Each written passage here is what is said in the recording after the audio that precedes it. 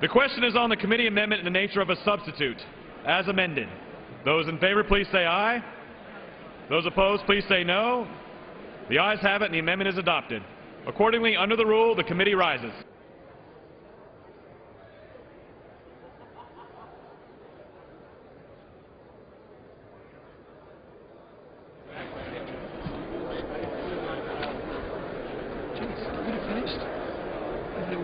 Chairman.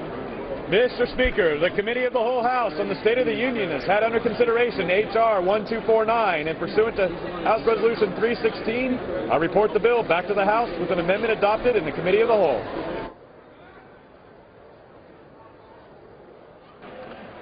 The Chair of the Committee of the Whole House in the State of the Union reports that the committee has had under consideration the bill H.R. 1249, and pursuant to House Resolution 316, reports the bill back to the House with an amendment adopted in the Committee of the Whole. Under the rule, the previous question is ordered. Is a separate vote demanded on any amendment to the amendment reported from the Committee of the Whole? If not, the question is on adoption of the committee amendment in the nature of a substitute as amended. All those in favor will say aye. Those opposed say no. The ayes have it. The amendment is agreed to. The question is on engrossment and third reading of the bill. Those in favor will say aye. Those opposed say no. The ayes have it. Third reading. A bill to amend Title 35 United States Code to provide for patent reform.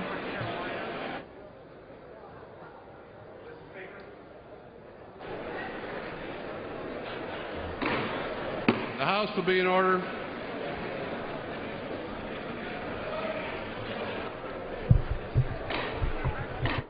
The House will be in order.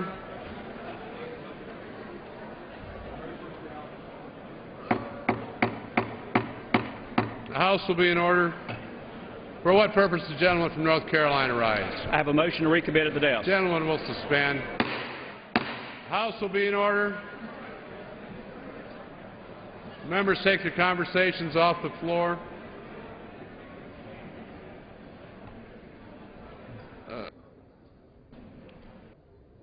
The gentleman opposed to the bill? I am in its current form. The gentleman is recognized. When qualifies, the clerk will report. Mr. Miller of North Carolina moves to recommit the bill H.R. 1249 to the Committee on the Judiciary with instructions to report the same back to the House forthwith with the following amendments. At the end of the bill, the following, and conform the table of contents accordingly. Section 34, priority in processing patent applications. A, priority. The Director shall prioritize patent applications filed under Title 35 United States Code by entities that pledge to develop or manufacture their products, processing, and technologies in the United States, including specifically those filed by small businesses and individuals. B, denial of priority. The Director shall not grant prioritization for patent applications filed under Title 35 United States Code by foreign entities that are nationals of any country that the Director has found to deny 1, adequate and effective protection for patent rights, or 2, fair and equitable access for persons that rely on patent protection. The gentleman from North Carolina is recognized for 5 minutes. Thank you. Mr. Speaker, the House is not in order. The gentleman's correct. The House will be in order.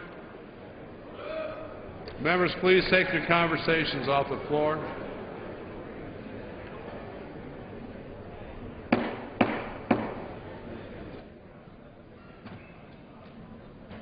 The gentleman's recognized. Thank you, Mr. Speaker. The consideration of this bill has been bipartisan to this point, and that certainly does not need to change now. This motion to recommit does not really send it back to committee. It certainly doesn't kill it. It is consistent with the spirit of the bill, and this is simply the last amendment and should be considered in the same bipartisan way all the other amendments have been considered. Mr. Speaker, our future prosperity does depend upon our being the most innovative country in the world, the most innovative economy in the world. An American scientist, American... The House is not in order. Gentleman's correct. The House is not in order. Will members please take their conversations off the floor? members and staff. Gentleman is recognized. Thank you. American scientists, American engineers are doing great work. We are doing some of the most advanced, sophisticated research in the world. For instance, we lead the world in solar cell research. We are making some of the greatest breakthroughs in that technology. Much of it is funded by the Department of Energy or by other federal research programs, but 80% of the manufacturing of solar cells is being done in Asia, mostly in China. What's happening is that firms are getting federal funds to do research to improve solar cell technology. They're developing advanced technology, but when the time comes to manufacture a product coming out of that research, those firms are contracting with Chinese manufacturers to make the products. That is just one example of companies that are doing research here but manufacturing somewhere else when American workers need good manufacturing jobs. Mr. Speaker, the benefit of innovation should not just be higher profits for American corporations. The benefit should be good jobs for American workers. Under this motion to recommit, those companies will still get their patents, but they don't go to the front of the line. The people who go to the front of the line are those who will pledge that they will do their manufacturing here in the United States, creating good jobs for American workers. Second, we all know that there are countries in the world that don't really respect American patent rights, don't treat American inventors fairly when they try to get patents in those countries. This motion to recommit will still allow those nationals, people from those countries, to get patents. We will treat them better than their countries treat American inventors, but they go to the back of the line. They do not get priority when it comes time to have their patents considered. Help American workers share in the prosperity that comes from American innovation. From our research, from our innovation, support this motion to recommit. I yield back the balance of my time. The gentleman yields back the balance of his time. For what purpose the gentleman from Texas rise? Mr. Speaker, I rise in opposition to the motion. The distinguished gentleman is recognized for 5 minutes. Mr. Speaker, I oppose the motion to recommit and urge my colleagues to defeat it. The America Invents Act is a culmination of 6 years of effort. During this time, the House and Senate Judiciary Committees conducted 23 hearings on patent reform and brokered numerous negotiations among members and stakeholders. H.R. 1249 has garnered bipartisan and widespread support. This bill improves patent integrity in PTO operations. The bill helps businesses from a broad range of industries, independent inventors, and universities.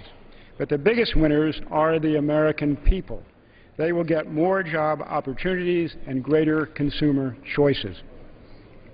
This amendment would mean that U.S. companies and inventors would be discriminated against all over the world when they file. It would be open season on American innovators and businesses. We would no longer be able to sell products abroad, and IP theft of U.S. goods would become rampant. Mr. Speaker, this motion to recommit also consigns our patent system to the one created in the 1952 Patent Act, an era of landline telephones, TVs that offered 3 fuzzy black and white channels, and the manual typewriter. We need to update our patent system, and we need to do it now. Oppose the motion to recommit and support H.R. 1249. Yield back. The gentleman yields back his time, and without objection, the previous question is ordered. The question is on the motion to recommit. Those in favor will say aye. Aye. Those opposed say no. No. My opinion, the noes have it. Mr. Speaker. Gentleman from North Carolina. On that, I request a recorded vote. A recorded vote is requested. Those favoring a recorded vote will rise. A sufficient number having risen, a recorded vote is ordered. Members will record their votes by electronic device. Pursuant to Clause 9, Rule 20, the Chair will reduce to 5 minutes the minimum time for any electronic vote on the question of passage.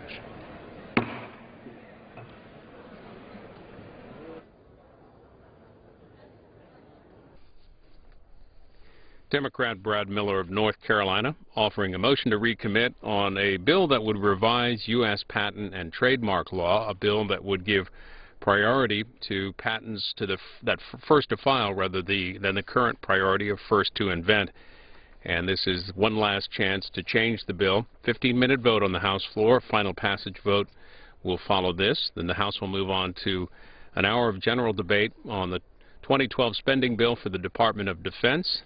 They won't work on amendments this evening, just general debate. Tomorrow they'll take up a couple of resolutions dealing with the U.S. role in Libya. And the Majority Leader's office has just announced that the House will, in a couple of weeks, consider a balanced budget amendment. A press release from the Eric Cantor's office said that that will be brought up during the week of July the 25th. The House is out next week for a district work period.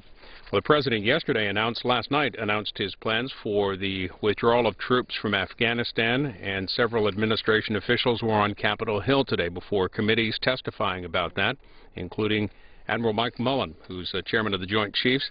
He was before the House Armed Services Committee earlier today. Good morning, sir. Mr. Chairman and Representative Smith, distinguished members of this committee, thank you for the opportunity to discuss with you the President's decisions regarding the beginning of our drawdown in Afghanistan and our continued transfer of responsibilities to Afghan national security forces. Let me start by saying that I support the President's decisions, as do Generals Mattis and Petraeus. We were given voice in this process. We offered our views freely and without hesitation, and they were heard, as has been the case throughout the development and execution of the Afghanistan-Pakistan strategy. The Commander-in-Chief presided over an inclusive and comprehensive discussion about what to do next, and I'm grateful for that. And I can tell you that foremost on everyone's mind throughout the discussion was preserving the success our troops and their civilian counterparts have achieved thus far. We believed back when the strategy was established in December of 2009 that it would be about now, this summer, before we could determine whether or not we had it right, whether the resources were enough and the counterinsurgency focus was appropriate. Well, now we know. We did have it right. The strategy is working. Al-Qaeda is on their heels, and the Taliban's momentum in the south has been checked. We've made extraordinary progress against the mission we've been assigned and are, therefore, now in a position to begin a responsible transition out of Afghanistan. We will, as the President has ordered, withdraw 10,000 American troops by the end of this year and complete the withdrawal of the remaining 23,000 surge troops by the end of next summer. General Petraeus and his successor will be given the flexibility inside these deadlines to determine the pace of this withdrawal and the rearrangement of remaining forces inside the country. There's no jumping ship here. Quite the contrary. We will have at our disposal the great bulk of the surge forces throughout this and most of the next fighting season. And I'm comfortable that conditions on the ground will dominate, as they have dominated, future decisions about our force posture in Afghanistan. Let me be candid, however. No commander ever wants to sacrifice fighting power in the middle of a war, and no decision to demand that sacrifice is ever without risk. This is particularly true in a counterinsurgency, where success is achieved not solely by technological prowess or conventional superiority, but by the wit and the wisdom of our people as they pursue terrorists and engage the local populace on a daily basis. In a counterinsurgency, firepower is manpower. I do not intend to discuss the specifics of the private advice I rendered with respect to these decisions. As I said, I support them. What I can tell you is the President's decisions are more aggressive and incur more risk than I was originally prepared to accept. More force for more time is, without doubt, the safer course. But that does not necessarily make it the best course. Only the President, in the end, can really determine the acceptable level of risk we must take. I believe he has done so. The truth is, we would have run other kinds of risks by keeping more forces in Afghanistan longer. We would have made it easier for the Karzai administration to increase their dependency on us. We would have denied the Afghan security forces, who've grown in capability, opportunities to further exercise that capability and to lead.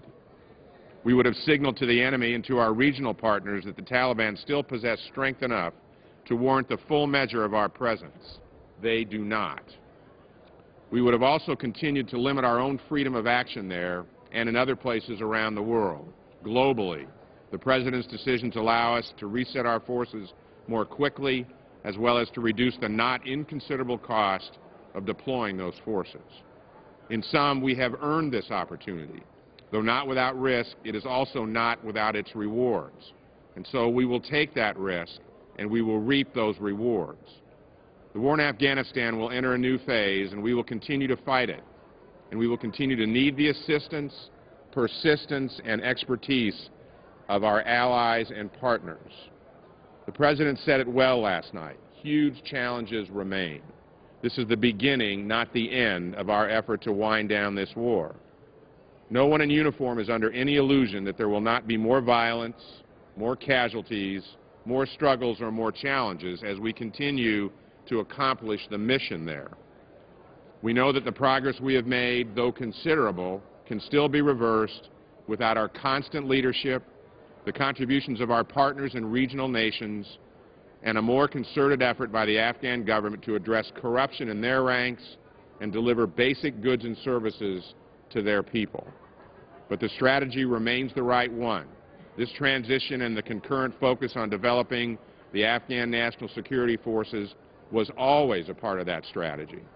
In fact, if you consider the continued growth of the ANSF, the Taliban could well face more combined force in terms of manpower in 2012 than they did this year, and capable enough if the ANSF has strong leadership and continued outside support. Going forward, we also know we need to support an Afghan political process that includes reconciliation with the Taliban, who break with al-Qaeda, renounce violence, and accept the Afghan Constitution. And we know we need to continue building a strategic partnership with Afghanistan, one based not on military footprint, but on mutual friendship.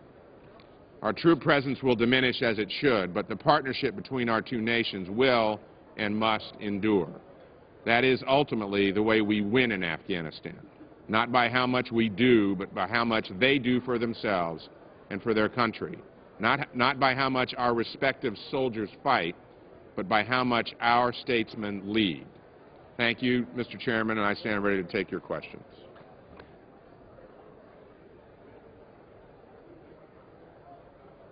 Admiral, I'd like to pick up on a line of questioning that Mr. Thornberry began with your statement that you made both in writing and orally, where you said, "What I can tell you is the President's decisions are more aggressive and incur more risk than I was originally prepared to accept."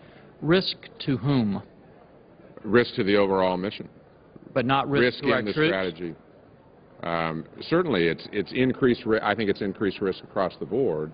The other thing, but Mr. Forbes, it's manageable risk, and I we know where we stand. But Admiral, I'm taking your words that it's more risk, and let me ask you this question. I noticed from your website that you state that you're the principal military advisor to the President, and as such that you present the range of advice and opinions you've received along with any individual comments from other members of the Joint Staff. What's your role when you come before us? Is it to do the same thing, or is it to support the decisions of the administration? It is, I think the website says Joint Chiefs, not Joint Staff, Chiefs. Although, and it is certainly to provide my both assessment and advice, if you will, views based on the questions that I get. Is it the same role that you have to the President to give us the same type of advice? No, sir, it's not exactly the same. Okay. I looked through your testimony that as you appeared before both the Senate and the House during the administration's time. Can you tell us one time that you have in any of your testimony not supported the decision that the administration's made before any hearing? I've worked for 2 presidents, and I have supported those presidents. So when we come here, we know that we're going to basically have the support of what decision was made. My question then comes back to this. In May of this year, you said you think we'll have a better picture of where to go in Afghanistan towards the end of the year. You then said on May 30th, I think it's very difficult fighting season right now. This is going to be a tough year. Then in June, I think you said we shouldn't let up on the gas too much, at least for the next months. And my question to you today is, what has changed between that original acceptable risk that was risk to our troops as well as our mission, that was not acceptable then and today. Have you reassessed your position, and were you wrong when you thought it wasn't an acceptable risk, or has there been something that's changed on the ground, something that's changed militarily that makes that a more acceptable risk today? What I have said for many months is this is going to be, I get back up to what I said earlier, very difficult year on the Taliban last year. It is going to be and continues to be a very difficult year with respect to the Taliban's goals this year. My recommendations and the risk that's out there is very focused on achieving those objectives. And while there's more risk, I don't consider it significant, and I don't consider it in any way, shape, or form putting the military in a position where it can't achieve its objectives. Were there any of the Joint Chiefs or any of the commanders on the ground that recommended this particular action that the President is taking? Again, I'm not going to talk about individual recommendations. You know, and Admiral, I'll just close with this. It just astounds me that when we had Don't Ask, Don't Tell, you were willing to come before committee unsolicited and say, I'm willing to state my personal opinion and this is what I think it should be, but yet when we're talking about potential risk to the troops that this committee has to make, which is our #1 concern, that you're not willing to say what those individual commanders were willing to say or your personal recommendations. And with that, Mr. Chairman, I yield back. Thank you. Mr. Andrews. Thank you, Mr. Chairman. Admiral Mullen, it is an honor to be in the process with someone whose integrity is as unimpeachable as yours, both in the quality of your advice and the strength of your character. We thank you for it.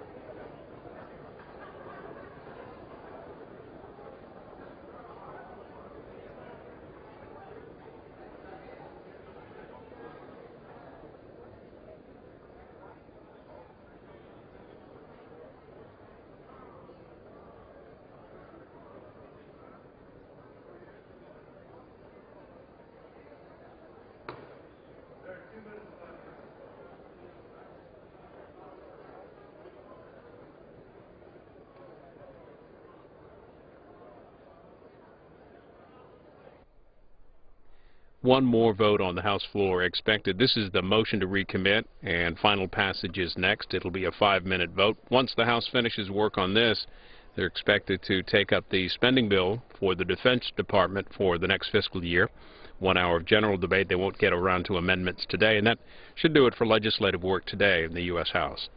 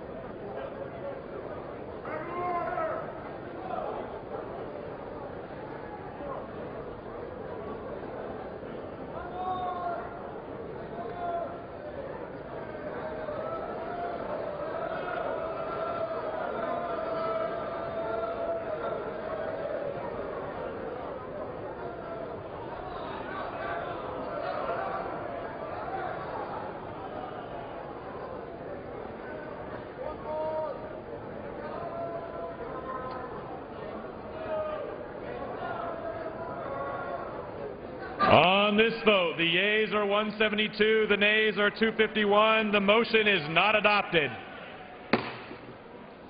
The question is on passage of the bill. Those in favor say aye. Those opposed will say no. The ayes have it. Bill is passed. Mr. Speaker, I ask for a recorded vote. Texas is recognized. Mr. Speaker, I ask for a recorded vote on this. A recorded vote is requested. Those favoring recorded vote will rise. A sufficient number having risen, a recorded vote is ordered. Members will record their votes by electronic device. This will be a 5-minute vote.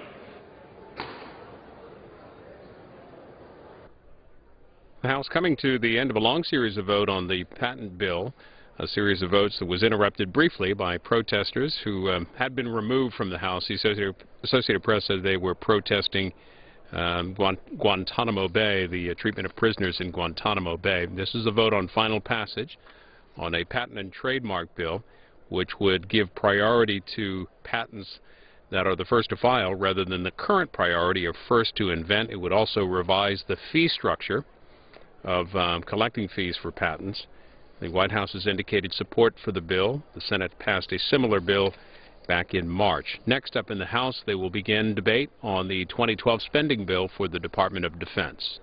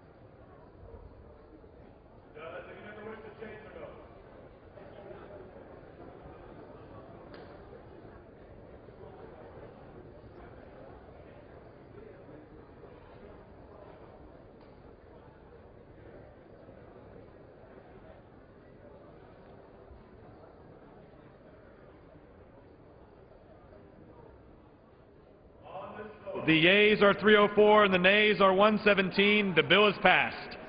Without objection, a motion to reconsider is laid upon the table. What purposes, gentlemen from Texas, rise? Unanimous consent that the clerk be authorized to make technical corrections in the engrossment of H.R.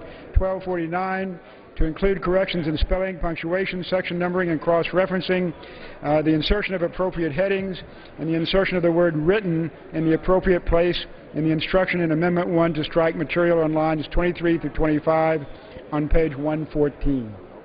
Without objection.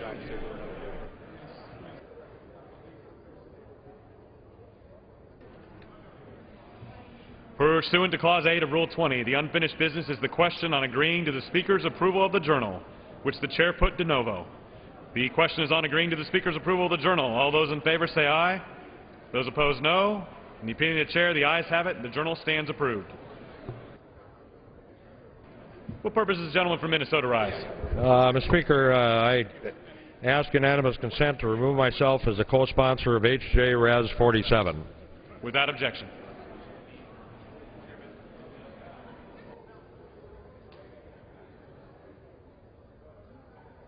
Purposes, the gentleman from Georgia, rise.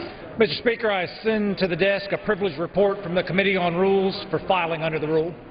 Clerk will report the title.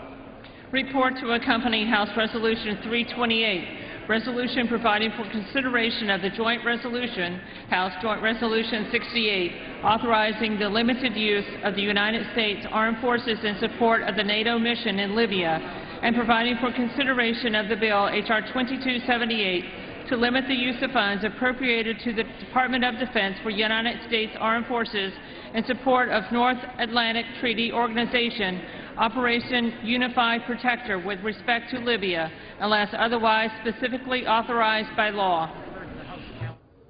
Referred to the House calendar in order of printing.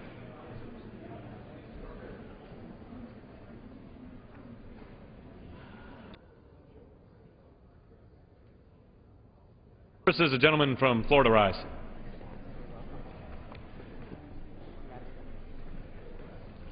Gentleman from Florida is recognized. Mr. Speaker, I ask unanimous consent that all members may have 5 legislative days in which to revise and extend their remarks and include extraneous material on the further consideration of H.R. 2219, and that I may include tabular material on the same. Without objection. Pursuant to House Resolution 320 and Rule 18, the Chair declares the House and the Committee of the Whole House on the State of the Union for the consideration of H.R. 2219. The Chair appoints the gentleman from Georgia, Mr. Westmoreland, to preside over the Committee of the Whole.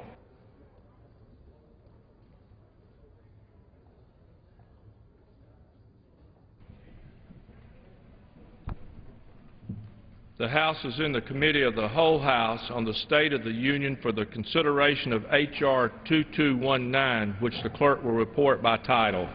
A bill making appropriations for the Department of Defense for the fiscal year ending September 30th, 2012, and for other purposes. Pursuant to the rule, the bill is considered read the first time. The gentleman from Florida, Mr. Young, and the gentleman from Washington, Mr. Dix, each will control 30 minutes. The Chair recognizes the gentleman from Florida. Mr. Chairman, I yield myself such time as I may consume. Without objection. First, would like to thank Mr. Dix, the former chairman of the subcommittee, for the complete cooperation that we had with each other in preparing this very nonpartisan, non-political defense appropriations bill for 2012. This bill is $530 billion of the base bill, which is $9 billion below the President's budget request. It was not easy to come by to find the savings, but we were determined to find those savings without having any adverse effect on the warfighter or the readiness of our nation. So the base bill is $530 billion. In addition to that, rather than having a supplemental for Iraq and Afghanistan, we include a section that we call, is referred to as OCO, the Overseas Contingency Operation, which is $119 billion. The bill includes no earmarks on the part for members or for members' districts. The bill contains no money. If I could have the attention of the House, Mr. Chairman. The bill contains no money for Libya because none was requested. The administration did not request money for Libya. We asked numerous times what their plans were, how long it might take, what the cost might be. We did not get an answer until just very recently, and they said no, they did not request any funding, and they would not. They were basically going to make up the balances by a reprogramming. They would not ask for a supplemental, but they would reprogram some of the existing funds. It's a good bill. I wish it had more money in it for certain types of, I would like to have seen a much larger pay raise. We provided the necessary funding for the 1.6% pay raise for the military, which was the authorized level and the requested level, but we just had to find that $9 billion. The staff had to work extremely hard to make sure that we did not have an adverse effect on any of our soldiers or our readiness for our overall readiness. The bill provides $32 billion for the Defense Health Program. We understand the needs of our soldiers that are wounded. There are unfortunately too many of them. We provide what we think is adequate money to care for whatever their medical requirements, their medical needs are. And it includes considerable research into medical issues. And the research is important because a lot of the injuries that we're seeing coming out of, we came out of Iraq and are coming out of Afghanistan, were such that in previous wars the troop would probably not have survived.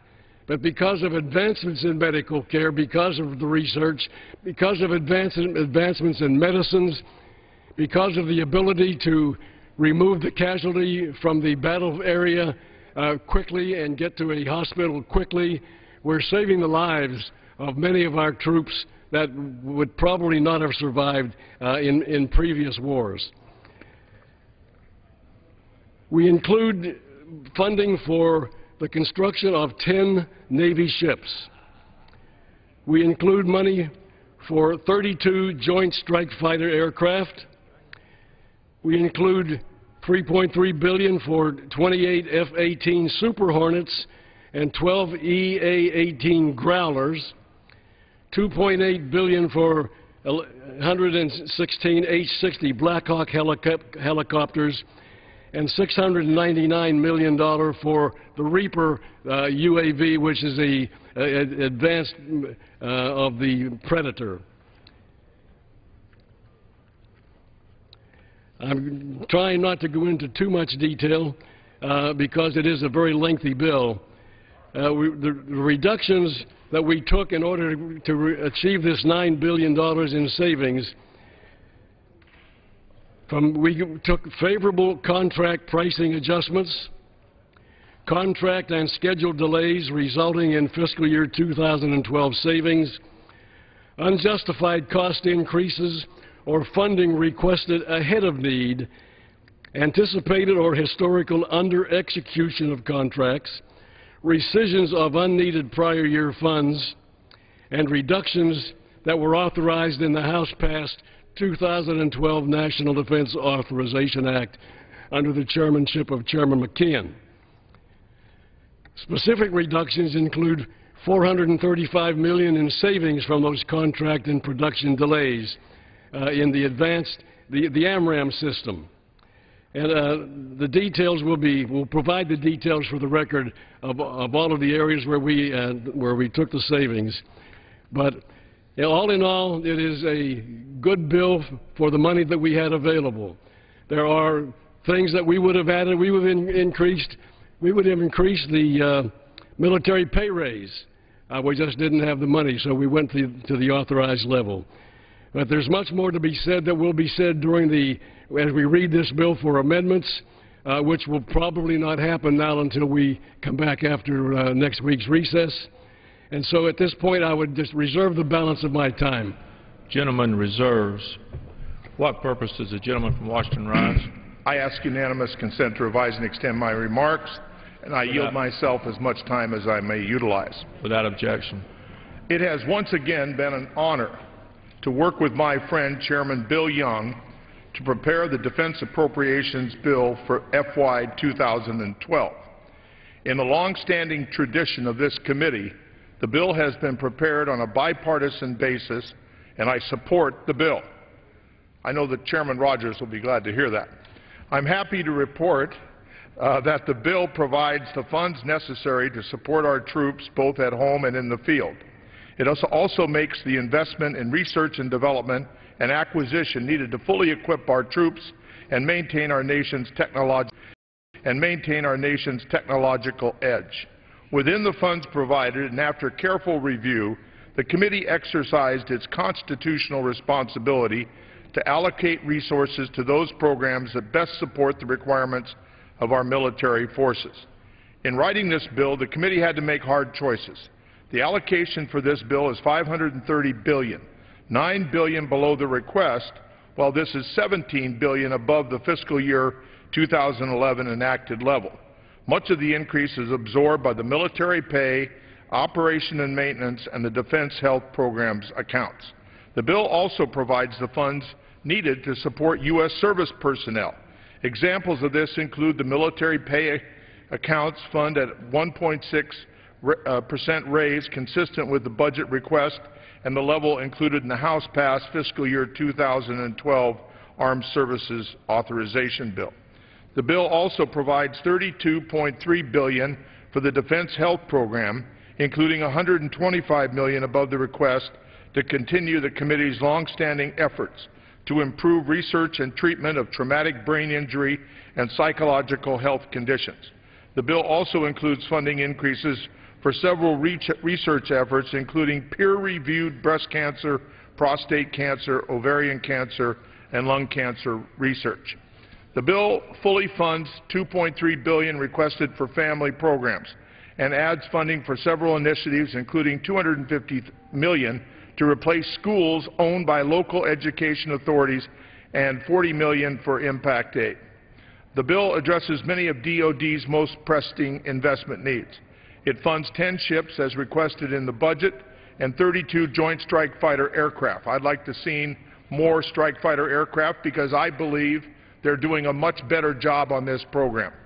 Last year it was in some trouble. This year Admiral Van Lett has said repeatedly that they're on, in fact, ahead of the training schedule. So I think this is very good news. The bill also adds funding to fill gaps in DoD capabilities. Some examples include the M1A2 System Enhancement Package.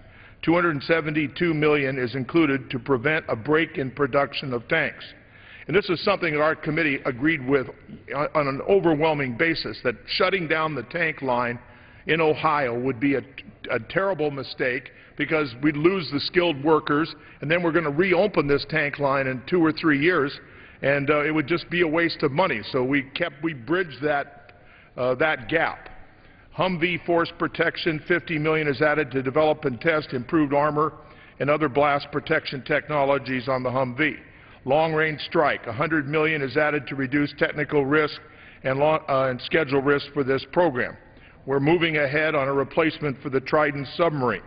The C-17 replacement is included to replace the operational loss of a C-17 aircraft. The committee has steadfastly replaced, when there's been operational losses, we've replaced the equipment. This is another example. Special Operation Command shortfalls. This is one thing we had in our bill in 11, and this year an increase of $250 million is added to address unfunded requirements identified by the Special Operations Command. National Guard and Reserve equipment, $1.5 billion is included to fund equipment shortfalls in National Guard and Reserve equipment. Intelligence, surveillance, and reconnaissance, $50 million is included above the request to continue to fill gaps in DoD ISR equipment. Israeli missile defense programs, $130 million is added to enhance Israeli missile defense programs, including the Arrow missile defense system. Small business innovative research, $50 million is included to continue the committee's efforts for SBIR Phase 3 transition. Historically black colleges and universities, $20 million is added to continue defense research at historic black colleges and universities. Energy efficiency improvements. The bill includes $82 million above the request to field equipment that will reduce energy footprint of deployed Marine Corps units. The bill also includes $10 million above the request for pilot programs to improve DoD energy efficiency. The bill provides $118.7 billion for operations in Afghanistan and Iraq and for continuing the withdrawal of U.S. forces from Iraq. The bill ensures that troops have essential force protection and provide the means for the Afghans to provide their own security. The bill includes $12.8 billion to train Afghanistan's national security forces. While the bill provides essential support for our troops, I remain concerned about our nation's direction in Pakistan and ongoing operations in Afghanistan. There is cause to question the reliability of our partnership with both countries. In the light of recent events, we must reassess the extent of U.S. military involvement and the objectives of U.S. foreign policy in that part of the world, re-examining whether U.S. national security requires a continued deployment of over 100,000 U.S. service personnel. I welcome President Obama's decision to start the withdrawals, and I also urge a ceasefire and a political settlement. After a careful review of the security situation, I believe it is time to significantly accelerate the withdrawal of U.S. forces. To accomplish this objective responsibly will take some care. By necessity, a political solution in Afghanistan will involve negotiations with Taliban representatives.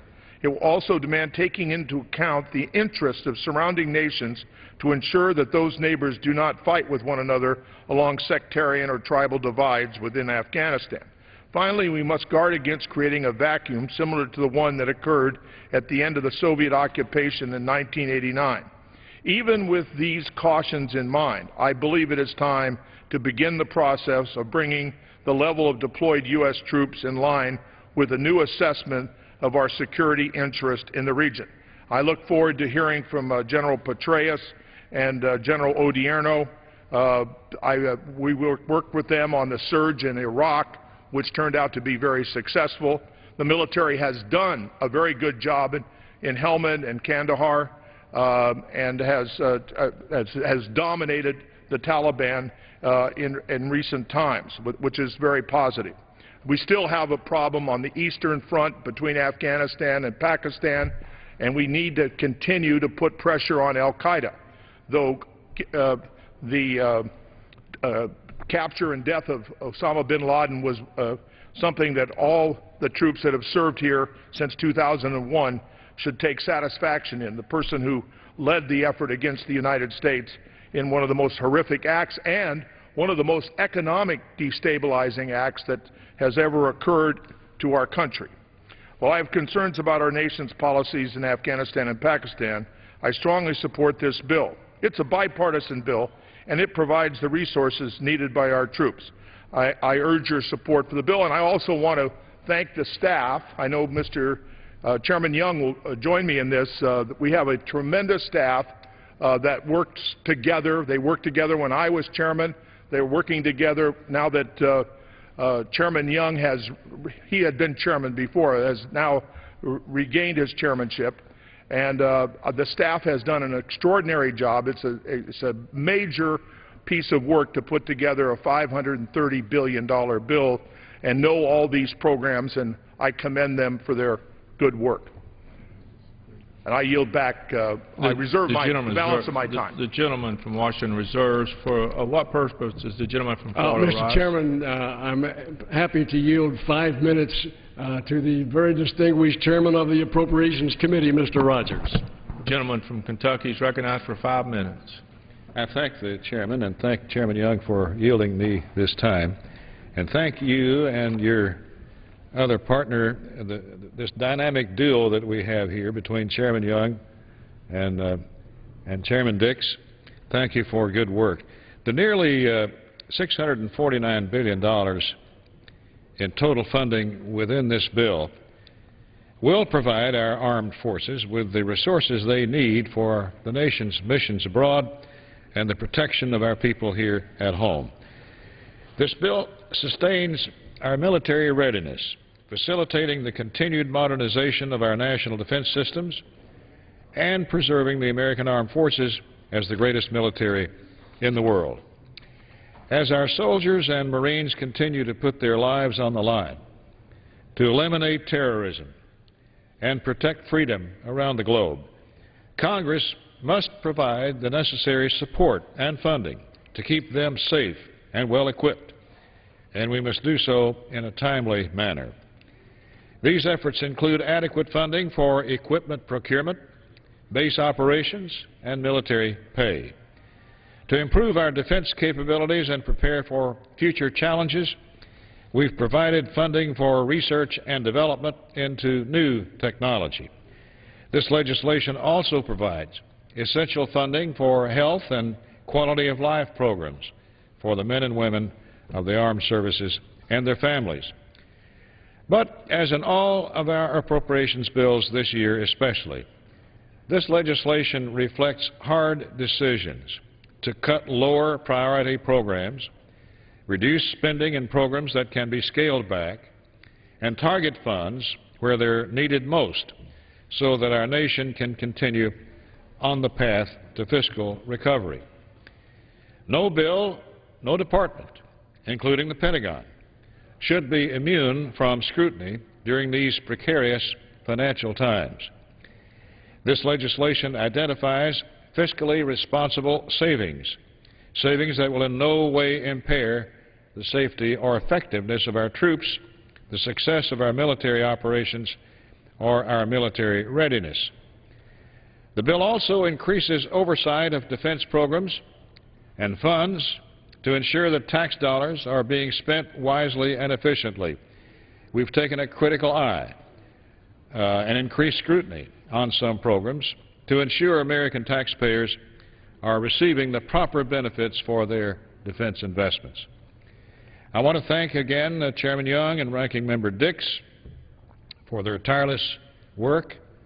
In fact, it's a very bipartisan spirit and commitment, and that's the rule of this subcommittee over the decades of time, and their commitment to crafting a very responsible defense bill. And, of course, the staff has worked tirelessly to make this day possible. So I urge, Mr. Chairman, I urge all of our colleagues to support this bill. It's a good one. Gentleman yields back. For what purpose, gentleman from Washington rise? Mr. Chairman, I yield 2 minutes to the gentleman from Georgia, Mr. Bishop, who is a former member of the Defense Subcommittee and now is the ranking Democrat on the Military Construction VA Subcommittee. Gentleman, Mr. Georgia is recognized for 2 minutes. I thank the gentleman for yielding. Mr. Speaker, I am pleased to rise in support of the committee's recommended FY12 Defense Appropriations Bill. First, I'd like to commend Subcommittee Chairman Young, Ranking Member Dix, Chairman Rogers, the subcommittee members and staff on both sides of the aisle for continuing the fine tradition of bipartisan cooperation and teamwork in producing this bill. Of note, the bill provides $530.5 billion in total for the DoD in fiscal year 2012, $17 billion more than the current level. In addition, the bill provides $118.7 billion for contingency funding for the ongoing military operations in Iraq and Afghanistan. It continues our long-standing commitment to our troops and their families by including a pay raise for the troops, strengthening health care services for service members and their families, and providing $2.3 billion for family support and advocacy programs. The bill protects our troops in harm's way by providing $3.2 billion for man-resistant ambush-protected vehicles, $2.8 billion for combating IEDs in Afghanistan and Iraq, and a total of $453 million for the modernization of the M1 Abrams tanks. The bill also includes an additional $1.5 billion for the National Guard and Reserve equipment, $633 billion for military medical research, including $233 million for cancer research, $125 million for psychological health and traumatic brain injury research. I'm pleased that the committee included $141 million for university and industry research centers, of which $20 million was included for historically black colleges and universities for research. As a former member of the subcommittee, I'm reminded of my dear friend and colleague, former Chairman Jack Murtha, who followed one central creed and principle in developing an annual House Defense Appropriations Bill, and that was to create a bill which provided our servicemen and women all the resources and tools they need to do their job as effectively and efficiently as possible. I believe this bill does just that, and I do earnestly believe that Chairman Murtha would be very proud of this bill, and I'm pleased to support its passage. Thank you, and I yield back, Mr. Speaker. Gentleman yields back. Mr. Chairman. For what purpose does the gentleman from Florida rise? Mr. Chairman, I am happy to yield at this time to the former chairman of this subcommittee and the former chairman of the Appropriations Committee, Mr. Lewis of California. Mr. Lewis is recognized for how long? 2 minutes, I believe. 2 minutes. 2 minutes. Thank you very much, Mr. Chairman, and I thank very much Mr. Young of Florida and Mr. Dix of Washington for the fabulous work they've done working together in developing this measure, which is something over $500 billion. And the public certainly will know that that's no small amount of money. But certainly also they'll know it is the reason for us to have a federal government. Funding available to preserve our nation. And as we leave this weekend to celebrate the 4th of July and the history of our country and the history of freedom not just here but also available around the world, we know that it's the work of this subcommittee and people like these leaders that have allowed us to continue to be on the point of the spear for freedom around the world. Indeed, if there's a reason for us to have a federal government, it is to be able to preserve our freedom and to provide opportunities for others elsewhere in the world. Having said that, Mr. Chairman, it's also very, very important for me to point out that we are about serious and difficult challenges, especially in the Middle East at this moment. A while ago, my friend Norm Dix mentioned 1989 and Afghanistan and the challenges there. At that point in time, the Soviet Union was attempting to take over all of Afghanistan as a way of taking over the Middle East and to extend their desire to take over the world. A stop to that came by way of this committee's work and leadership from this committee. If you have not taken the time to read about Charlie Wilson's war, you should, and recognize that that war led to the chance for freedom in Afghanistan. If you'd yield me.